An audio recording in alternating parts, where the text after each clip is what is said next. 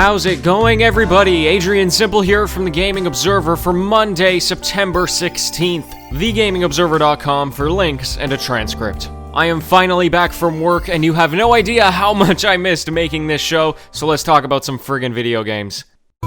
Discord has canceled the free catalog of games that were a perk that they offered for their monthly subscription. And the reason is simply because most people weren't playing them. They implemented this only a year ago alongside the storefront that they put into the program. Access to the 100 games that they gave away will be cut off on October 15th, and they are entertaining refund requests if you're interested in that. Now, the real story here is how this event is positioned in the larger games market, specifically in relation to the Epic Games Store. This is why Epic is buying up exclusives, because simply adding a storefront with a bunch of features and free games will never be able to compete. Discord had everything going for it. It's the communal standard for communication through gaming, it's on millions of computers, it's accessible, it's fast, it's got a great dev team, and yet the store's flopped, and they're canceling the subscription benefits because nobody used it. Nobody used free games. Now contrast this to the Epic Games Store. Nobody had it installed unless they played Fortnite or developed on Unreal Engine, and they lacked tons of features.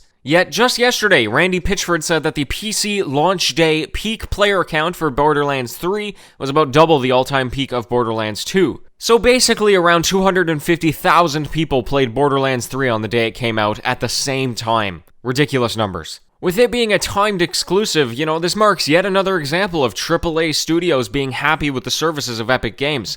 And of course, we all know how important it is to indie developers as well. So please, when you're reading the discourse around this online, keep in mind that it's a pretty vocal minority. Likely millions of people simply don't care about what storefront they have to play on, which is exactly why something like Discord just won't survive in a world where everyone already plays on Steam. There's a AA game that came out a while back called A Plague Tale: Innocence. It's set in the 14th century where you need to escape the Inquisition in plague-ridden France, so a great setting. It was well received, and it's on a lot of people's preemptive Game of the Year lists. Anyway, the point of all this is that they've just offered a free trial for the game, which features the full first chapter. So if you wanted a taste of it before you picked it up for around $30, you can now do so. I'd give it a look if I were you, especially if you like stealth. It's a visually stunning game. There's really something to be said for holding off on purchasing a game on day one, or even pre-ordering. These last few weeks actually saw technical issues for some major game releases. Control from Remedy had performance issues on console because of how highly technical it is. Which, by the way, if you're looking for amazing graphics, that's where you can look. Borderlands 3 also had some issues with frame rate and lag. Gears 5 had a decent launch, but their early access players had to put up with some tech problems, which really makes you wonder whether or not paying for early access was even worth it. So anyway, consider this next time you want to pre-order. Maybe it's worth waiting a month for them to iron out the kinks. And, if nothing else, at least it contributes to the fact that developers should be focusing on making a good game and not a really good marketing campaign.